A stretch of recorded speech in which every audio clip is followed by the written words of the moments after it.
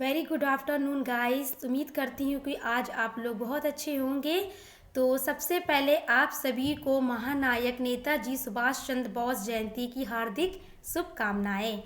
नेताजी सुभाष चंद्र बोस का जन्म 23 जनवरी सन 1897 को उड़ीसा के कटक शहर में हिंद कार्य परिवार में हुआ था। भारत के महानतम स्वतंत्रता सेनानियों में से एक नेताजी सुभाष चंद्र बोस का नाम इतिहास में अमर है। द्वितीय विश्व युद्ध के दौरान अंग्रेजों के खिलाफ लड़ने के लिए उन्होंने जापान के सहयोग से आज़ाद हिंद फौज का गठन किया था और देश को आज़ादी दिलाने में अहम भूमिका निभाई थी। उनके द्वारा दिया गया नारा जय हिंद का नारा भारत का राष्ट्रीय नारा बन गया है। पढ़ाई लिखाई में अव्वल और अद्भुत प्रतिभा स्वामी विवेकानंद के आदर्शों से प्रभावित थे। नेताजी का योगदान और प्रभाव इतना बड़ा था कि कहा जाता है अगर उस समय नेताजी भारत में उपस्थित रहते तो शायद भारत एक संघ राष्ट्र बना रहता और भारत का विभाजन न होता। स्वयं गांधी जी ने इस बात को स्वीकार किया था।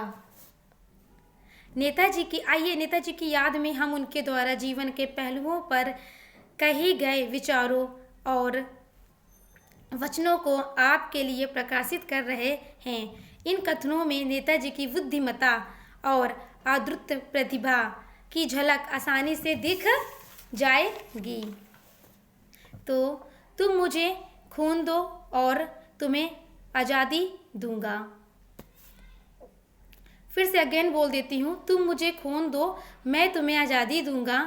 आप कविता की तरफ बढ़ते हैं तो कविता बहुत प्यारी सी है, तो सुनिए। वो था सुभाष, वो भी तो खुश रह सकता था महलों और चौबारों में उसको लेकिन क्या लेना था।